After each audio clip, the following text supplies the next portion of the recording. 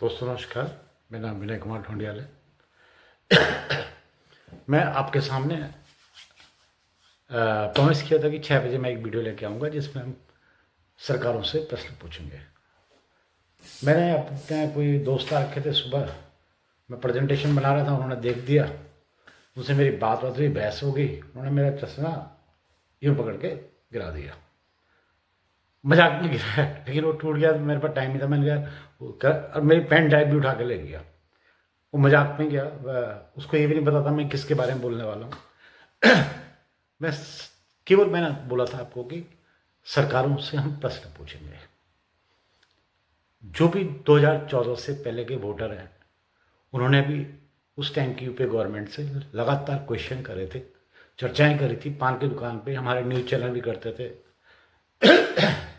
हमारे एनजीओ भी करते थे और सब लोग करते थे। हमारे जो आईएएस लॉबी थी वो भी बात करती थी, जो रिटायर्ड आईएएस जो होता है, जो एक बड़े बड़े उच्च पदों पे बैठे हुए अधिकारी होते हैं, जिसमें हाई कोर्ट के जजेस, सुप्रीम कोर्ट के जजेस, बड़े लॉयर्स और बड़े बड़े जो पोस्टों पे रहते हैं, आर्मी अफसर्स, सब पूछते थे और मजाक भी उड़ाते थे।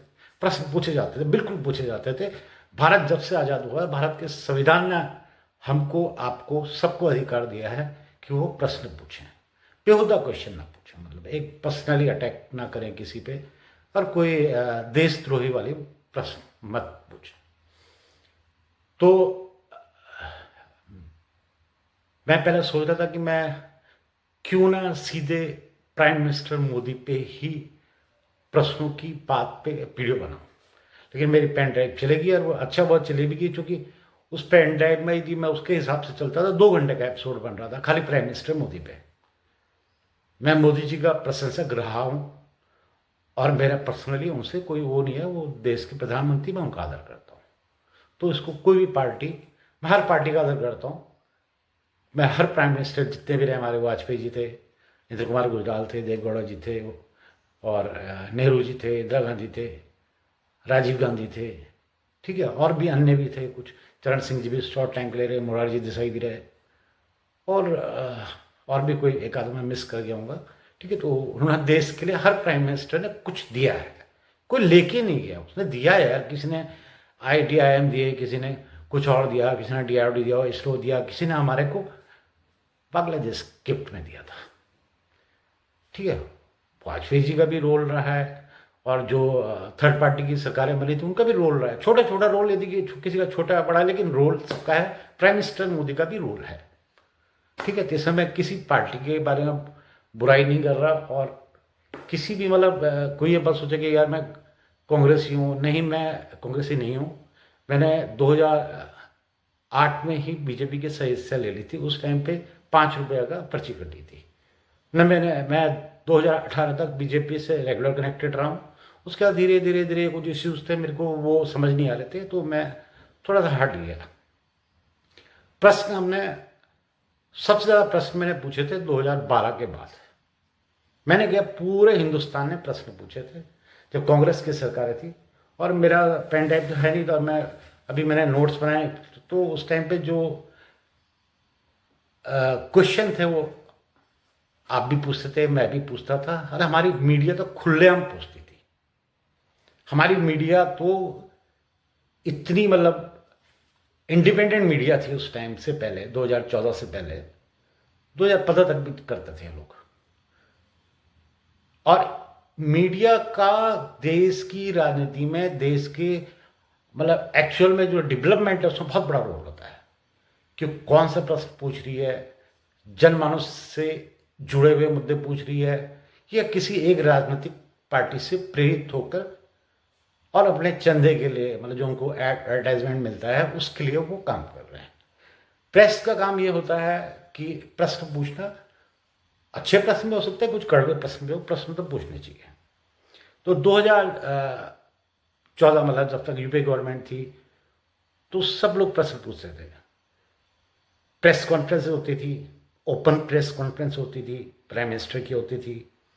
हमको सब अधिकतर मंत्रियों का नाम भी याद थे हमें, कि हमारा रक्षा मंत्री कौन है, वाजपेयी जी के टाइम पे भी याद थे, हमारा विदेश मंत्री कौन है, उद्योग मंत्री कौन है, टेलीकॉम मिनिस्टर कौन है, एचआरडी मिनिस्टर कौन है, सब पता। ऐसे ही मतलब 50-60 मिनिस्टर होते थे, हमें मतलब 15-20 मिनिस्टर के नाम याद रहते थे। धीरे धीरे टाइम आया, समय बदला, हमें 2-3 मिनिस्टरों के नाम पता है। एक प्राइम मिनिस्टर मोदी, एक होम मिनिस्टर अमित शाह, और तीसरा रक्षा मंत्री, हाँ, निर्मला सीतारमण, और जो हमारे विदेश मंत्री हैं जयशंकर प्रसाद जी, और जो रक्षा मंत्री हैं जो हैं राजनाथ सिंह जी, और परिवहन निगम वाले जो ये वो है रोड कंस्ट्रक्शन वाले डिपार्टमेंट है, वो गडकरी जी हैं। और हाँ, एक और हैं, गोयल साहब हैं, वो कौन से मिनिस्टर है मुझे भी नहीं पता, कानून मंत्री कौन है हमें नहीं पता। यदि आप लोगों को पता है तो आप मुझे मैसेज में डाल सकते हैं, क्योंकि मेरे पास नहीं है वो लिस्ट, ना मुझे याद है, क्योंकि आती नहीं, कभी टीवी पे कोई दिखाई नहीं देता, ना किसी पे एलिगेशन नहीं लगते। पहले हमें पता था कि भाई वो मंत्री आ रहा है, वो सफाई दे रहा है, उस पर प्रेस वाले हम टीवी से ही तो हम लोगों को पता लगता है, अखबारों से पता लगता है, या न्यूज़ देख के पता लगता है। तो अब न्यूज़ में कुछ आता ही नहीं है, तो फिर पता ही नहीं चलता था, पहले होते थे। तो थोड़ा सा मैं उसी पे डिस्कस करूँगा, 5 मिनट मुझे आपके चाहिए, मैं ज़्यादा टाइम लूँगा नहीं, ठीक है। यदि आपको अच्छा लगे तो हम रेगुलर वीडियो बनाएंगे, खराब आपको लगेगा मैं किसी एक पार्टी के लिए बात कर रहा हूँ, तो फिर तो आप मेरे को मैसेज में अपनी भड़ास बिल्कुल निकाल सकते हैं। आप मेरा वीडियो लाइक मत करिए, आप अपनी भड़ास मैसेज पर लिखाइए कि भाई मैंने खराब बोला है, तो अब बोलो ना, फ्रीडम ऑफ स्पीच है, आप भी फ्री हो, मैं भी फ्री हूँ, प्रधानमंत्री जी भी, मोदी जी भी हर महीने मन की बात करते हैं, तो आप भी करो मन की बात। मैसेज पे गाली मत लिखना। क्या होता है, आलोचना करना, आलोचना करना हर इंसान का, हर भारतीय का अधिकार है। आलोचनाओं से हमें बहुत कुछ सीखने को मिलता है, ये प्रधानमंत्री भी बोल चुके हैं अपने एक स्पीच में, ठीक है, लेकिन उसको इम्प्लीमेंट करते नहीं करते मुझे नहीं पता। अब हम बात करते हैं कि 2012 में जो मुद्दे हिंदुस्तान में थे वो क्या थे, और क्यों सरकार चेंज हुई। सरकार चेंज क्यों होती है? जो हमारा चुनाव होता है उसमें हम लोग जब देते हैं, एक बार एक पार्टी को देते हैं, कई बार दूसरी पार्टी को देते हैं, तो कई बार सडनली बीजेपी फुल मेजोरिटी में आई थी। क्यों आई थी, क्या मुद्दे चल रहे थे उस टाइम पे, उन मुद्दों की बात करेंगे। सबसे पहला जो हमारे पास मुद्दा चल रहा था, रोजगार का चल रहा था, कि नौकरियां नहीं है, नौकरियां नहीं है, रोजगार नहीं है। उस टाइम पे मुझे जहाँ तक याद है 3,75,000, 5 लाख, तो 5 लाख के आसपास आर्मी में, और 3-3.5 लाख रुपए तो रेलवे में हर साल निकलती थी। लेकिन हम इतना बड़ा देश है, हमारे यहाँ बेरोजगारी है ही, तो हम तो बात करेंगे अपने भाई। बच्चा माँ के आगे नहीं रोएगा तो किसके आगे रोएगा? तो सरकार क्या होता है, हमारी माँ होती है, तो हमें उसके आगे रोना होता है। हम पब्लिक है, हमारी माँ है वो, तो हम रोते थे। दूसरा, कालाधन, बहुत टाइम पहले से कालाधन कालाधन कालाधन। मुझे याद है आडवाणी जी एक बार प्राइम मिनिस्टर वो थे, होम मिनिस्टर थे, और वो पाकिस्तान गए थे। उसी टाइम पे उन पर एक विवाद भी खड़ा हुआ था कि जिन्ना की दरगाह पे वो चादर वादर चढ़ाने चले गए थे, तो यहाँ के बड़ा हल्ला वल्ला सा भी मचा था। नहीं तो वो नेक्स्ट पीएम कैंडिडेट भी थे, लेकिन वो उन पर एक ऐसा एलिगेशन लगा था, तो एनीवे मैं उसमें नहीं जाऊँगा। वो पाकिस्तान से आते ही भी उन्होंने वो मुद्दा उठाया था कि कालाधन कालाधन कालाधन, कि स्विट्जरलैंड, स्विस बैंक में पैसा रखा हुआ है, ये है सो है। तो बड़ी प्रेस कॉन्फ्रेंस हुई थी, प्रेस वालों ने भी उसको बड़ा हो हल्ला मचाया था। उसके बाद जी दूसरा हमारा होता था पाकिस्तान और चाइना पे। देखो, पाकिस्तान हमारे आगे कभी नहीं टिका है, और ना कभी हम मतलब सोच नहीं सकते पाकिस्तान क्या है हमारे सामने, कुछ भी नहीं है। मतलब हम यदि मतलब एक मैं बात करूँ, यदि हम 100 नंबर है ना, तो मुश्किल से 1 या 1.5 नंबर है। तो उसमें हम क्यों, पहले भी हम हल्ला, तो मीडिया का काम है, पाकिस्तान भी हरकतें ऐसी करता है, तो वही चर्चा थी। दूसरा मेन जो था चाइना था। चाइना की जो पहले से ही, जब से वो भारत आज़ाद हुआ है, उसकी है ना विस्तारवादी नहीं थी। मतलब हमारे गढ़वाली में एक कहावत है, हकार वाले, कि तेरी जमीन में थोड़ी थोड़ी आ जाए, एक पत्थर ले लूँ, कल थोड़ा सा और बढ़ा लूँ। तो वो भूमि अधिग्रहण जिसको हम कहते हैं, कि वो जबरदस्ती करता है, और वो जितने भी उसके नेबर कंट्रीज हैं उनके साथ वो करता रहता है। तो चाइना के साथ छोटी मोटी हमारी होती रहती हैं, आज से नहीं, होती रहती हैं। और चाइना से हमारी युद्ध भी हो चुका है। तो चाइना से जो मोदी जी ने या बीजेपी पार्टी ने जो उस टाइम पे मुद्दा उठाया था जोर शोर से, वो चाइना से लाल आंखें दिखा के बात करनी चाहिए, वो एक मुद्दा था। एक मुद्दा उस टाइम पे था जी 3D घोटाला। यस, बहुत बड़ा घोटाला, 70,000 करोड़ का कॉमनवेल्थ घोटाला, पता नहीं कितने हजार करोड़ का 3D घोटाला, और एक घोटाला और भी था। यूपीए गवर्नमेंट में प्राइम मिनिस्टर मनमोहन सिंह ने मुझे जहाँ तक याद है टेलीकॉम मिनिस्टर से तो रिजाइन ले लिया था। कलमाड़ी को, जो शायद कलमाड़ी नाम मैं भूल गया, वो कॉमनवेल्थ का मेन एक्यूज था, उसका भी रिजाइन ले लिया गया था। और भी कई लोगों का रिजाइन लेके बल्कि जेल में भी डाला गया था। 2-3 मिनिस्टर को आप थोड़ा सा सर्च करेंगे तो आपको पता लग जाएगा कि हाँ, मिनिस्टर ने रिजाइन भी दिया था। और रिजाइन की मैं बात कर रहा हूँ तो जब ये बॉम्बे पे अटैक हुआ था 26/11 ऐसे हुआ था, जब ताज होटल पे अटैक हुआ था, तो उस टाइम पे हमारे होम मिनिस्टर थे शिवराज सिंह पाटिल जी, जो महाराष्ट्र से आते हैं। उनका रिजाइन ले लिया गया था इमीडिएटली, मेरे हिसाब से 2 या 3 दिन में, कि भाई आप भाई सिक्योरिटी वाला होम मिनिस्टर। तो उस टाइम पे मुझे याद आता है कि मंत्रियों के इस्तीफे भी होते थे, मंत्रियों को जिम्मेदारी भी दी जाती थी। पहले भी मेरे को जहाँ तक याद है, एक बार शायद ममता बनर्जी रेलवे मिनिस्टर थी, तो कुछ रेलवे के 2-3 एक्सीडेंट हुए थे, तो उन्होंने मतलब नैतिक जिम्मेदारी लेते हुए रिजाइन दिया था। ये बहुत अच्छा कल्चर था हमारे कंट्री का कि भाई अपनी मोरल रिस्पॉन्सिबिलिटी समझ के आप रिजाइन खुद ही दे दो। तो एक ये था मुद्दा। उसके बाद आते हैं हम महंगाई, एक बहुत बड़ा मुद्दा था, बहुत ही बड़ा। गैस सिलेंडर, स्मृति ईरानी जी तो बिल्कुल लेके, वो तो बड़ी सेलिब्रिटी थी, तो उन्होंने बहुत अच्छे ढंग से उठाया था उसको।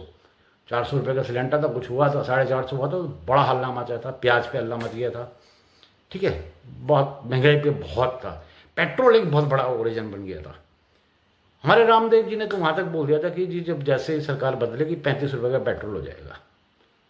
ठीक, उस पर भी आएंगे दोबारा। पेट्रोल एक बहुत बड़ा मुद्दा बन गया, चाहे बहुत तेज़ी से वो बढ़ रहा था। इंटरनेशनल जो मार्केट है उसमें बैरल के रेट बढ़ रहे थे, बहुत तेज़ी से बढ़ रहे थे। फिर भी जो अर्थशास्त्री हैं, जो इकोनॉमिस्ट हैं, वो या अच्छे इकोनॉमिस्ट हैं, वो आज भी ये मानते हैं कि मनमोहन सिंह ने उस चीज़ को, सिचुएशन को कंट्रोल किया था। हालांकि और भी कर सकते थे, सरकार शायद तो कुछ भी कर सकते, सब्सिडी लगा के वो जीरो भी कर सकते हैं। हमारे से सस्ता पेट्रोल तो हमारे से गरीब कंट्री में होगा। जब बांग्लादेश, श्रीलंका में कहीं पे मैंने पढ़ा था कि हमारा सस्ता पेट्रोल है। एक और था, गैस हो गया, पेट्रोल हुआ, एक था किसानों की एमएसपी। उसको बीजेपी ने, आरएसएस ने और भी जो पार्टियां ने बड़े जोर ढंग से उठाया था कि किसानों को उनकी एमएसपी नहीं दी जाती है। उसमें कुछ शायद गन्ना में 5 रुपये क्विंटल की बढ़ाने की बात थी या 10 रुपये की बात थी, ऐसे मतलब कुछ बढ़ाई थी वो। फिर भी किसान सेटिस्फाइड नहीं थे, तो फिर उन्होंने दोबारा आंदोलन उनके उस टाइम पे किए थे। बहुत बड़े आंदोलन नहीं किए थे, छोटे छोटे उनकी। किसानों की हमारे देश में हमेशा समस्याएं रही हैं। रीजन क्या है?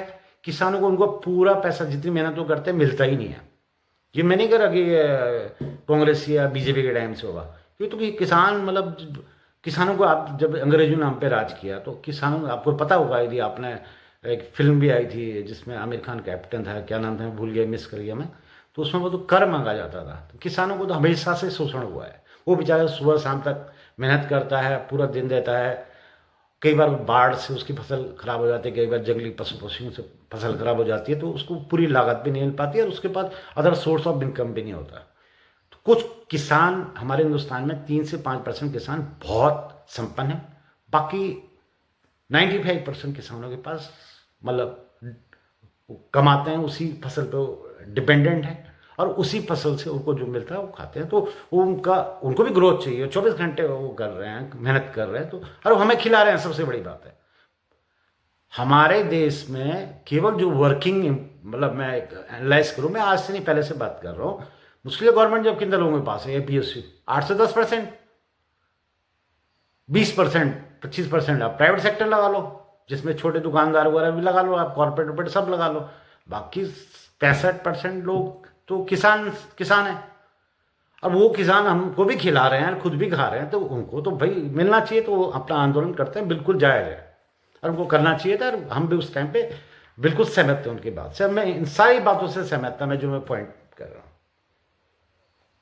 फिर सर जी हमारा एक बहुत बढ़िया इशू आया हमारे सामने 2013 में, और हमें तो पता नहीं था कि ये भी कोई चीज़ होती है, जन लोकपाल बिल।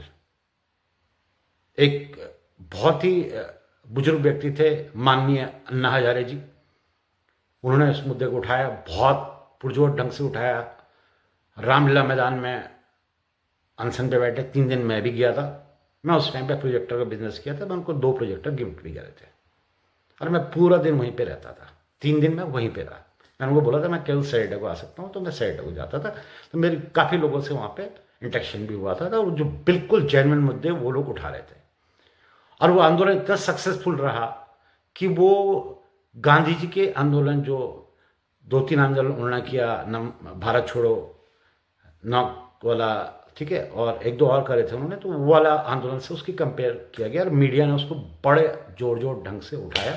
24 घंटे वही बात होती थी और यूपीए गवर्नमेंट की बड़ा मतलब क्रिटिसाइज करते थे उसको, और जो बिल्कुल जेन्युइन मुद्दे थे, क्रिटिसाइज करना चाहिए, जेन्युइन मुद्दे थे।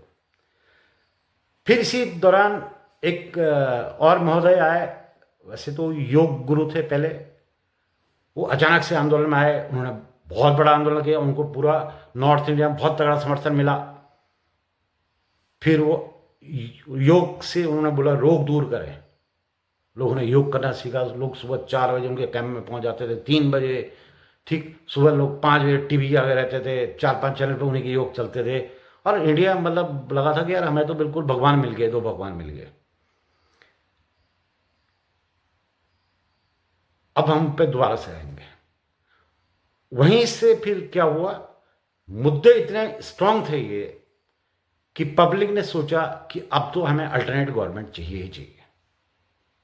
उस टाइम पे राम मंदिर मुद्दा नहीं था, उस टाइम पे हिंदू मुसलमान मुद्दा नहीं था, उस टाइम पे ये मुद्दे थे। और सारा हिंदू ने, मुसलमान ने, क्रिश्चियन ने, सब ऑलमोस्ट मतलब काफी लोगों का जो भी जागरूक ने बोला नहीं हमें तो चेंज चाहिए।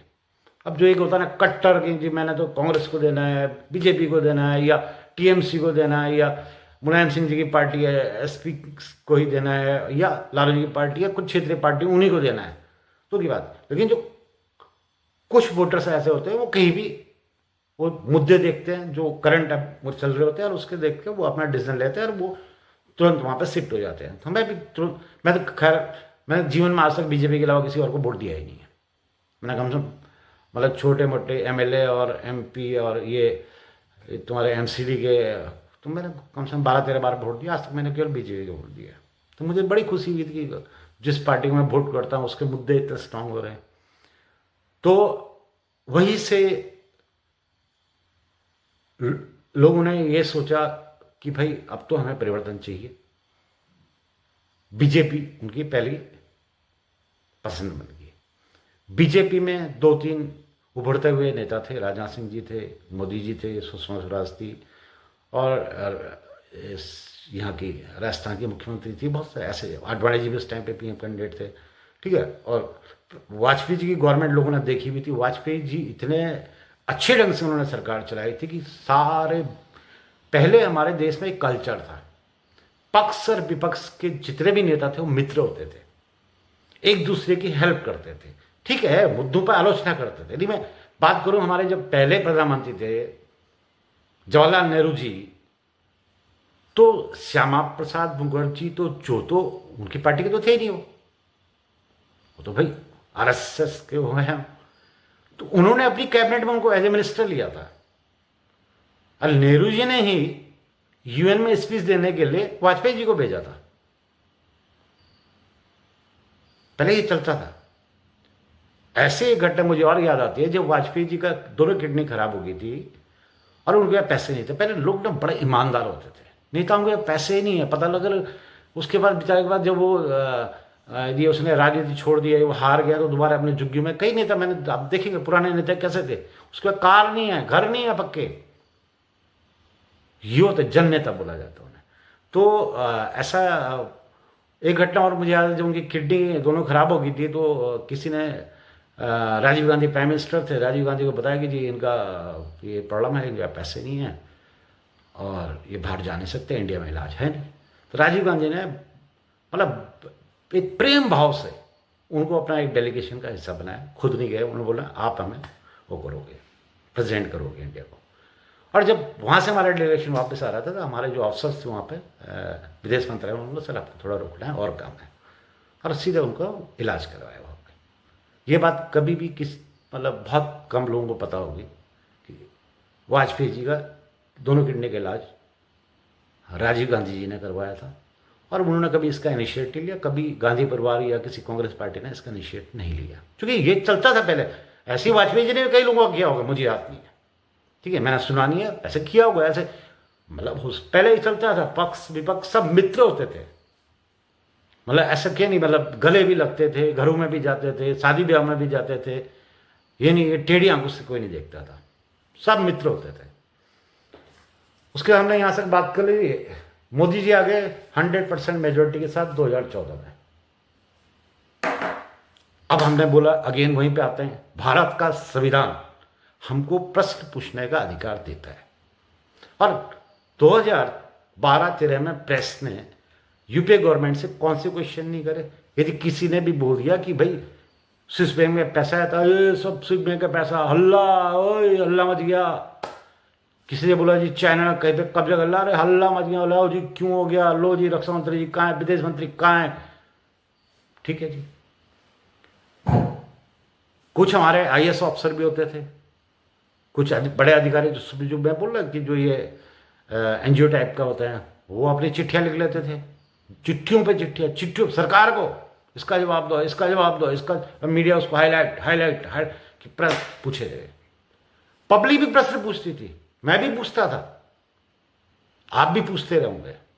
अब प्रश्न पूछने चाहिए, हमारा संविधान हमारे को अधिकार देता है। 14 में मोदी साहब की गवर्नमेंट आई, मुझे याद नहीं है, आज 11-11.5 साल होने वाले हैं, उन्होंने एक भी ओपन प्रेस कॉन्फ्रेंस करी।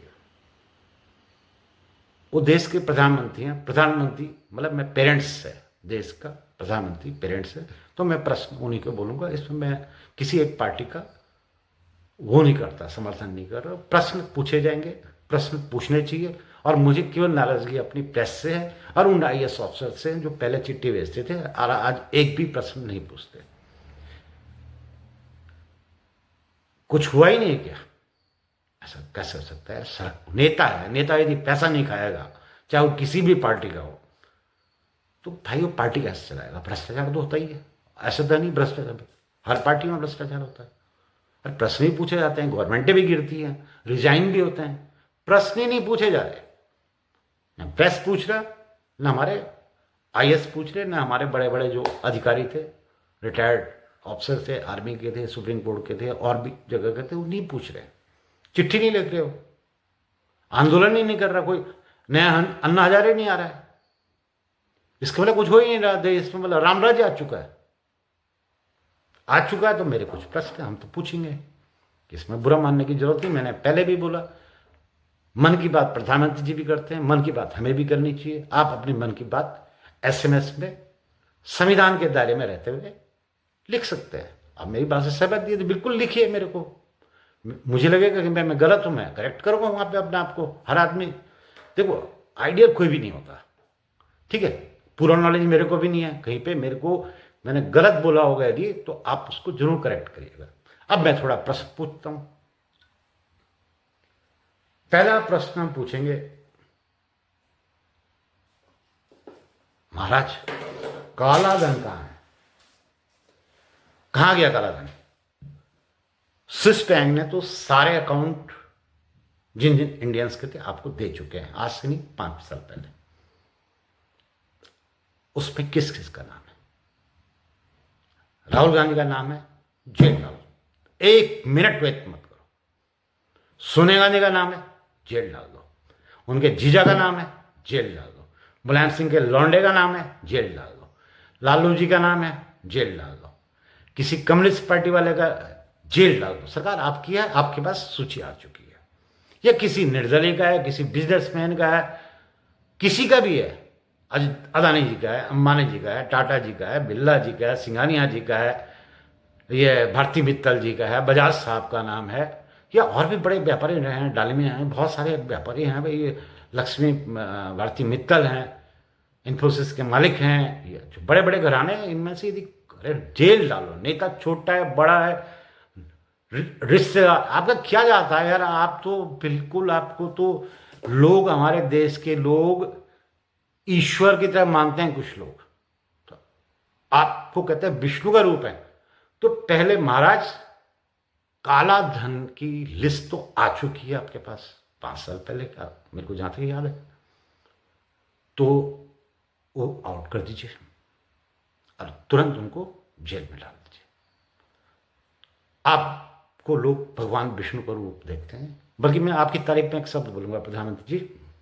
मैं पिछले हफ्ते ही एक फंक्शन में गया था, तो वहाँ पे खाली बैठे हो तो लोग तो बात करते हैं, तो हम तो थोड़ा सा राजनीति में इंटरेस्ट लेने वाले लोग हैं, तो मैंने थोड़ा राजनीतिक बातें हुई तो मैंने आपकी आलोचना शुरू करी। तो वो बेचारे, वो तो इतने बड़े भक्त हैं आपके, उन्होंने मुझे ये बोला कि जिसने मोदी की आलोचना करी वो बर्बाद हो गया, रोड पे आ गया। तो लोग आपको इतना पूछते हैं, तो मेरे प्रश्नों का उत्तर दीजिए। लिस्ट आपके पास है, काले धन की लिस्ट आपके पास है, तो उसको रिलीज कर दीजिए और जो दोषी है तुरंत उनको जेल में डाल दीजिए। भाई आपके परिवार के तो कोई होंगे नहीं, हम तो आपके परिवार के बारे में भी थोड़ा बहुत इंटरनेट से पता लग जाता है कि बिल्कुल, तो आपके जो भाई लोग हैं वो तो बहुत मेहनती लोग हैं, वो तो बहुत ही ईमानदार लोग हैं। मैं तो गुजरात के मैसाने में भी 2-3 बार जा रखा हूँ, मुझे वहाँ से भी इनपुट मिले, मेरे फ्रेंड्स हैं कुछ वहाँ पे, कि वो तो बहुत ही बढ़िया फैमिली है, जो आपके ब्रदर और जो लोग हैं वो तो बिल्कुल सादा जीवन जीते हैं। तो मैं आपके परिवार का नहीं है तो फिर किसी जिसके भी डाल दो। फिर आदमी कब डरते, जब मेरे परिवार के नहीं होने चाहिए, उनको बचाना है मुझे। और जब आपके परिवार के ही नहीं है, आप नहीं हो, तो कोई आपका तो होने कोई चांस ही नहीं है। तो महाराज पहले तो उस पर बात करनी है। दूसरा है जी, आपने बोला था, मैंने नहीं बोला, विपक्षी पार्टी ने नहीं बोला। विपक्षी पार्टी ने जो बोला, लेकिन वो सत्ता में नहीं आए तो उससे प्रश्न क्यों पूछे। आपने बोला था हर साल 2 करोड़ रोजगार। महोदय, हो सकता है आपको सत्ता में आने के बाद ना थोड़ा सा टाइम लगता है सेट होने में, 1 साल, 2 साल, 3 साल, 4 साल, 5 साल, 8 साल, 10 साल। तो अब तो आपको करना चाहिए। आप भगवान का रूप हैं कई लोगों की नजरों में। मैं तो आपको एक मतलब बहुत बड़े आदर के साथ एक अच्छा व्यक्ति समझता हूं। मैं भगवान में किसी को समझता नहीं, मैं अपने माता पिता के अलावा मनुष्य को भगवान में नहीं समझता। तो मैं हाथ जोड़ के निवेदन करता हूं, महोदय 2 करोड़ रोजगार थोड़ा सा बहुत कम ज्यादा हो जाता है, वो आप इस साल से स्टार्ट कर लीजिए, फिर नहीं तो हम प्रश्न पूछेंगे।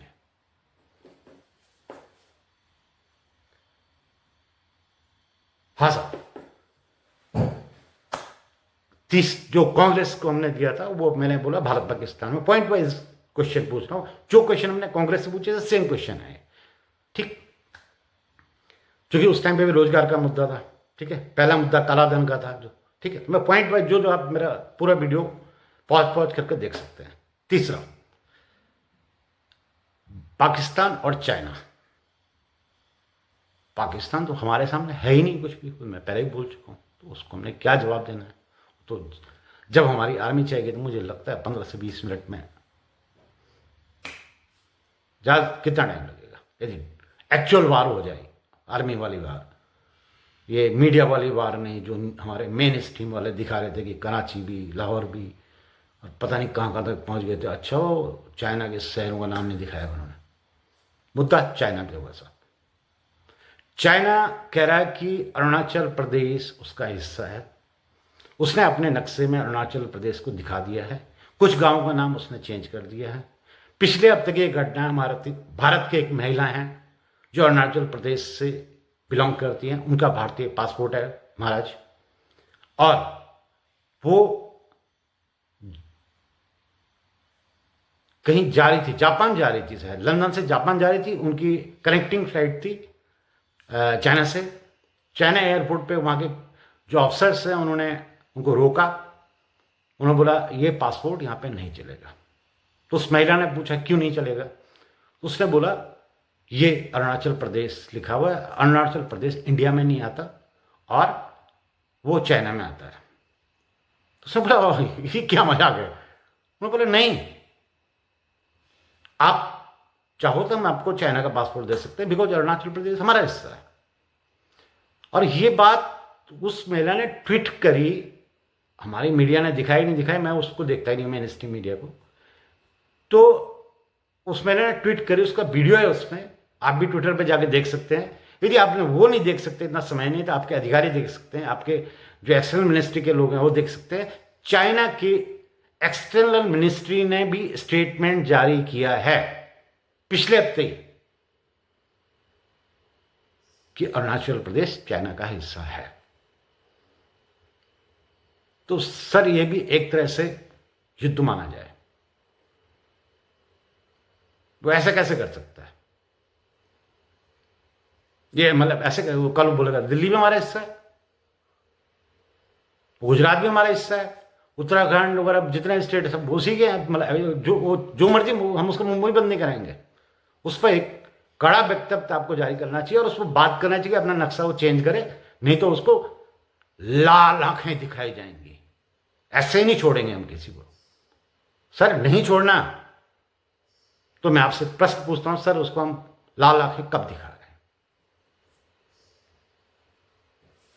हमारा नेक्स्ट चौथा साहब 3G घोटाला, जो घोटाले हुए थे जिसमें यूपी गवर्नमेंट के एक दो मिनिस्टर ने वो किया था। तो 3G घोटाले का क्या हुआ साहब? इन पॉइंट्स पे हमने आपको बोर्ड दिया था कि ये पॉइंट है, वो पॉइंट में आ रहा हूं, उसका आंसर क्या है? सुप्रीम कोर्ट ने तो 3G घोटाला का केस रफा दफा कर दिया कि इसमें कुछ है ही नहीं, दम ही नहीं है। तो ये भी मैं जनता को बताना भी जरूरी है, प्रश्न पूछना भी जरूरी है। एक था सर डॉलर। हाँ, मैं तो खुद इंपोर्टर था उस टाइम पे। डॉलर बढ़ता था बढ़ता था बढ़ रहा था।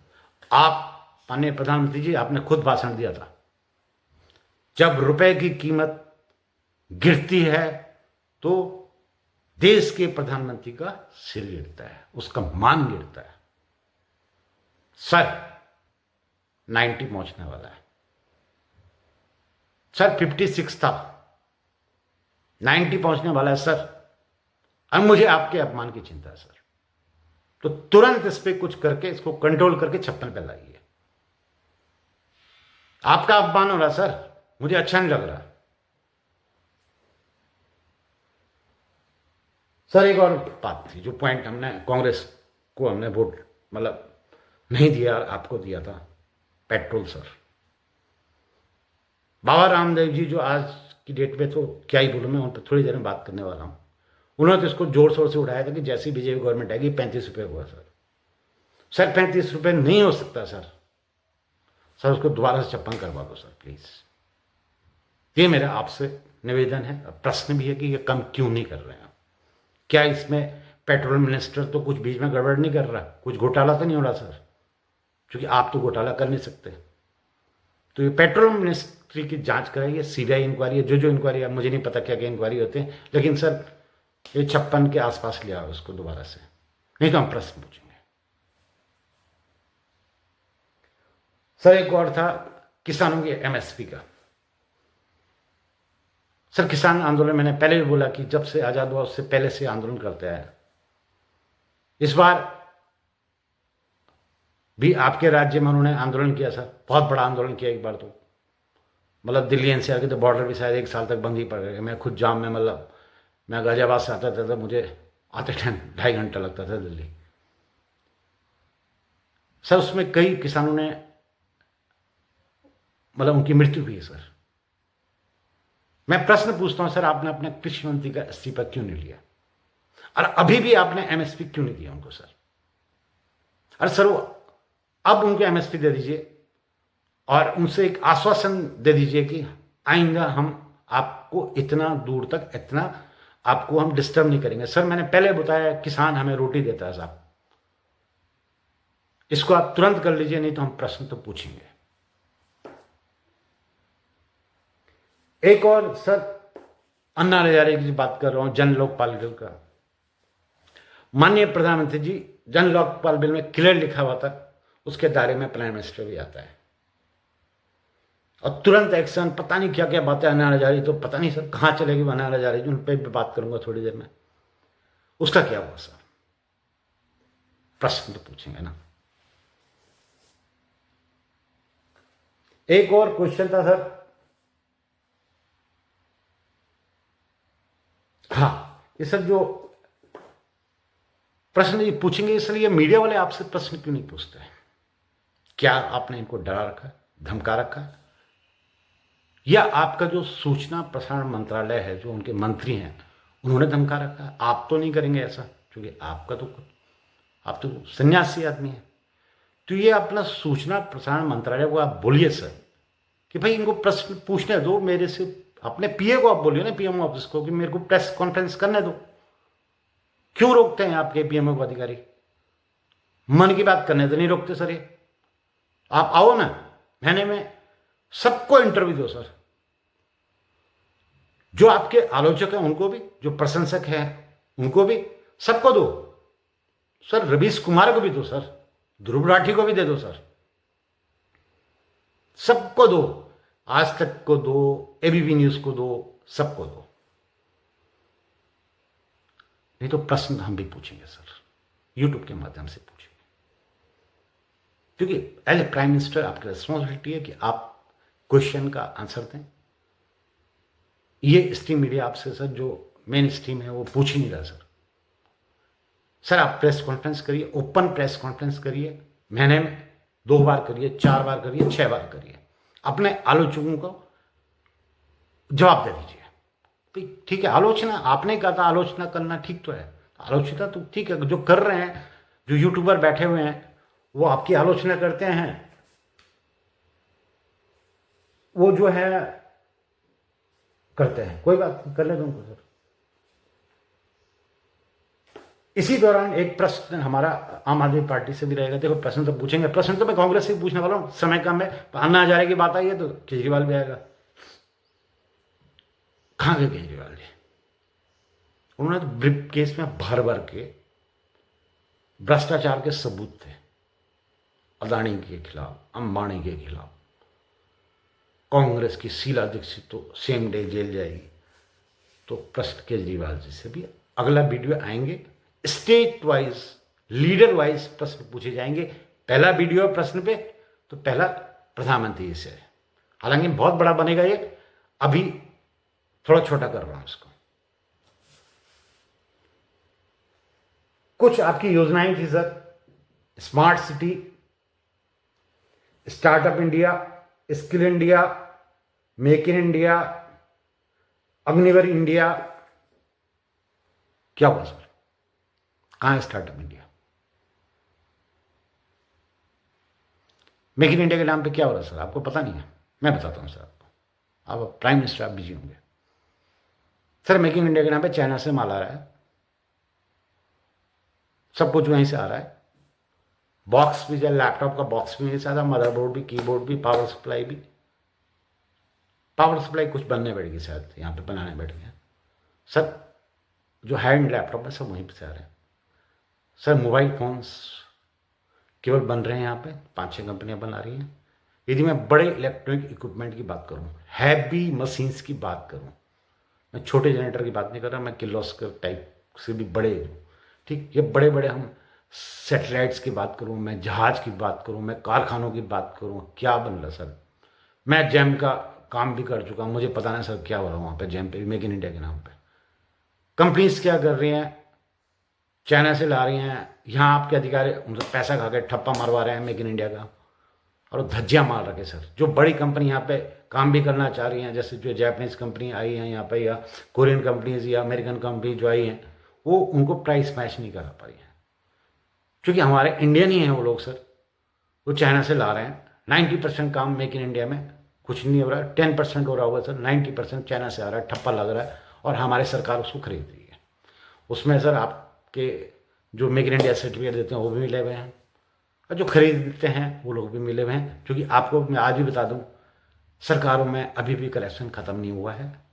हाँ, कुछ डिपार्टमेंट हैं जो बिल्कुल भी नहीं लेते, वो पहले भी नहीं लेते थे, आज भी नहीं लेते, लेकिन जो पहले लेते थे वो आज भी ले रहे हैं और वो आगे भी लेते रहेंगे। सरकारें आएंगी और जाएंगी, उन भ्रष्टाचारियों का काम है पैसा लेना, उनके पास सारे रास्ते हैं सर, वो खुद बता देंगे ऐसे रहते हैं। बड़ी ईमानदार लोग अब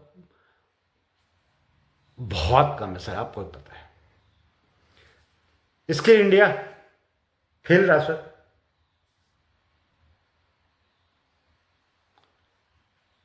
स्मार्ट सिटीज ही फेल रहा सर, 100% फेल। देहरादून उत्तराखंड की राजधानी है, आज तक वहां पे सिविल लाइन नहीं है। मेन सिटी के अंदर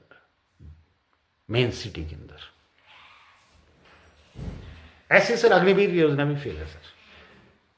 आलोचना करना हमारा काम है सर। नोटबंदी बहुत गलत डिसीजन था। आपको किसने गाइड किया, उस पर देशद्रोह का केस लगा दीजिए। नोटबंदी बहुत गलत डिसीजन था। आप प्रेस कॉन्फ्रेंस करते तो आपको पता होता, तो पत्रकार आपसे प्रश्न पूछता है, क्योंकि उसका जो मेन जो लाया गया था, जो आपने बोला था अपने स्पीच में कि मुझे भाइयों बहनों 50 दिन दे दीजिए, नहीं तो चौराहे पे जो मर्जी करना हो कर दीजिए। ना आप चौराहे पे आए, ना आपसे किसी ने प्रश्न पूछे। हम तो पूछेंगे, हम पहले भी पूछते हैं, आज ही पूछेंगे, कल भी पूछेंगे, परसों जब तक रहेंगे तब तक पूछेंगे। डरते आप भी नहीं है, डरते हम भी नहीं है, क्योंकि हम भारत के संविधान को मानते हैं और डरना किसी को भी नहीं चाहिए, प्रश्न पूछना चाहिए। काला धन सारा वापस आएगा, नहीं आया। यदि आ गया तो आप बता दीजिए। आपके फाइनेंस मिनिस्टर का इस्तीफा ले लीजिए केवल नोटबंदी के मुद्दे पे। आपने आज तक इस्तीफे नहीं लिए किसी के, इसीलिए मैं आपकी डायरेक्टली आलोचना कर रहा हूं, क्योंकि आपने कभी भी किसी मंत्री से इस्तीफा ही नहीं लिया आज तक। दूसरा सर, बहुत दुख के साथ बोलूंगा मैं, जीएसटी आपका सर फेल रहा, इसीलिए आपको थोड़ा सा भी कम करना पड़ा। जो 4% की आइटम होती थी सर, वो 4% से सीधे बढ़ा के 18% कर दी गई। दूसरा वाला कोरोना काल सबसे बड़ा फेलियर रहा आपका। अभी तक का जो आपका पीरियड है प्राइम मिनिस्टर वाला, 11 साल से ऊपर हो गया, सबसे बड़ा फेलियर कोरोना काल 2 में रहा। पशु पक्षियों की तरह मनुष्य गिर रहे थे। वीडियोस आपने भी देखी होंगी, यदि नहीं देखी तो आपके इंटेलिजेंस की जो चीफ है उनका इस्तीफा उस टाइम पे लेना चाहिए था आपको। अब ले लीजिए, एक दिन डिसीजन लीजिए, पब्लिक को बताइए मैंने ये डिसीजन ले लिए हैं, मुझे पता चल चुका है। प्रश्न तो हम पूछेंगे।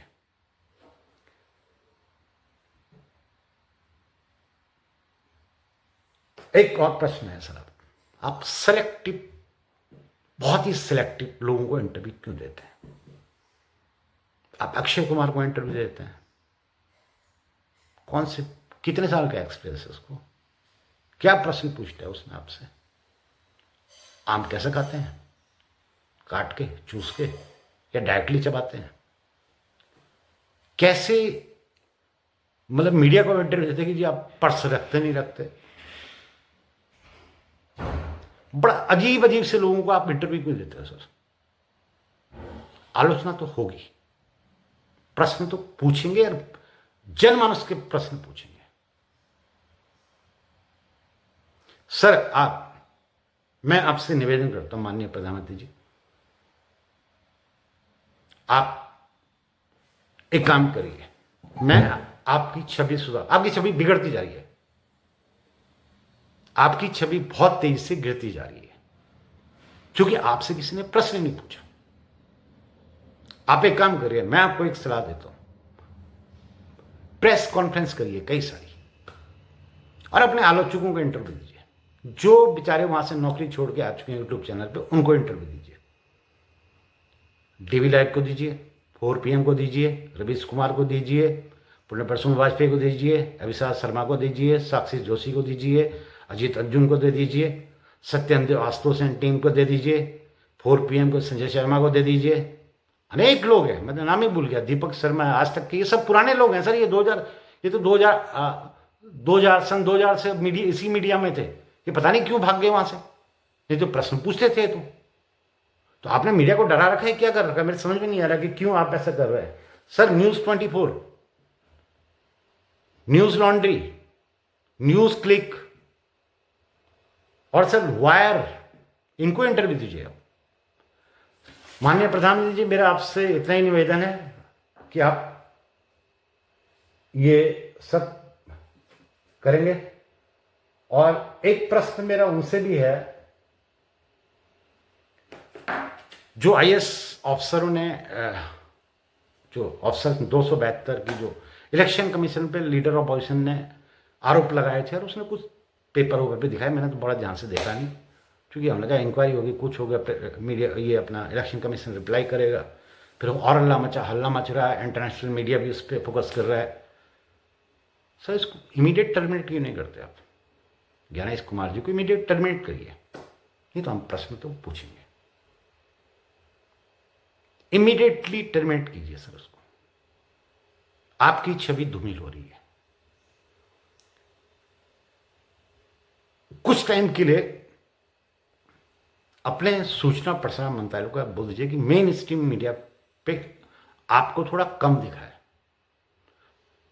आप यूट्यूबर्स के सर 90% यूट्यूबर आपकी आलोचना कर रहे हैं, आप उनके सवालों का जवाब दे दीजिए, नहीं तो प्रश्न तो हम पूछेंगे। माननीय प्रधानमंत्री जी तक ये मेरी बात पहुंच जानी चाहिए। और दोस्तों ऐसे ही हम प्रश्न पूछेंगे, सरकार है किसी की भी हो। आने वाले टाइम में हम कांग्रेस से एक बहुत रोचक प्रश्न पूछने वाले हैं, कर्नाटक गवर्नमेंट रहेगी या जाएगी? ऐसे ही और कई सरकारें हैं जिनसे हम, चाहे वो पक्ष की या विपक्ष की, प्रश्न हम पूछेंगे। नमस्कार, बहुत बहुत धन्यवाद।